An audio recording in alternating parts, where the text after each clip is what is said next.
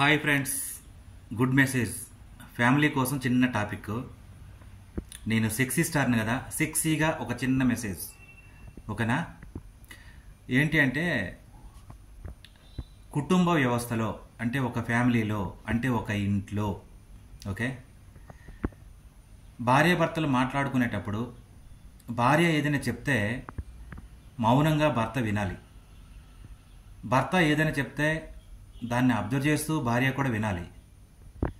అప్పుడు ఒకరినొకరు అర్థం చేసుకుంటే టాపిక్ ఏంటో అర్థమవుతుంది. అలా కాకుండా భర్త చెప్పేటప్పుడు గయ్య గయ్య గయ్య అని భార్య ఏదో చెప్పేటప్పుడు గయ్య గయ్య గయ్య అని భర్త అరుస్తూ ఉంటే టాపిక్ పక్కతోకి వెళ్ళి కోపాలు వస్తాయి.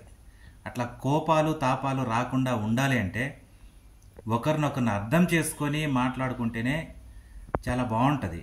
అంటే వినాలి, ఎవరు ఏం చెప్తున్నారో ఫస్ట్ వినాలి, వినిన తర్వాత మాట్లాడాలి. అలాగే ఎక్కువ శాతం భార్యకి గౌరవం ఇచ్చినట్టే మాట్లాడుతూ ఉండాలి ఇప్పుడు కూడా. ఎందుకంటే పాపం ఆమె మనకు తెలియకుండా రోజుకి అదే ఇంట్లో, అది చిన్నిళ్ళైనా పెద్దిళ్ళైనా కొన్ని కిలోమీటర్లు నడుస్తూ ఉంటుంది. అది ఎవరికీ తెలీదు. దాదాపుగా ఒక అధ్యయనంలో తెలిసింది, ఒక 6 నుంచి 7 కిలోమీటర్ల దూరం ఇంట్లోనే ప్రతిరోజు ఒక ఆడది నడుస్తుంది. ఓకే, రకరకాల పనులు చేస్తూ ఉంటుంది. చాలా కష్టం ఇంట్లో పని. ఒకరోజు ఇంట్లో పని చేస్తే తెలుస్తుంది. అందుకని ఎన్ని సమస్యలు వచ్చినా, ఎన్ని కష్టాలు వచ్చినా కాస్త ఎక్కువ గౌరవం భార్యకి ఇస్తే ఆ కుటుంబం బాగుంటుందని నా ఆలోచన.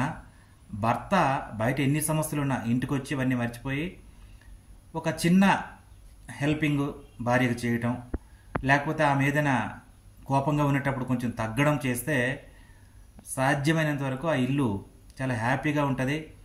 పిల్లలతో సరదాగా ఉంటారు, అన్యోన్య జీవితం గడుపుతారని చిన్న ఆలోచన మీతో పంచుకుంటున్నాను. Thank you. బాగుంటే కామెంట్ చేయండి.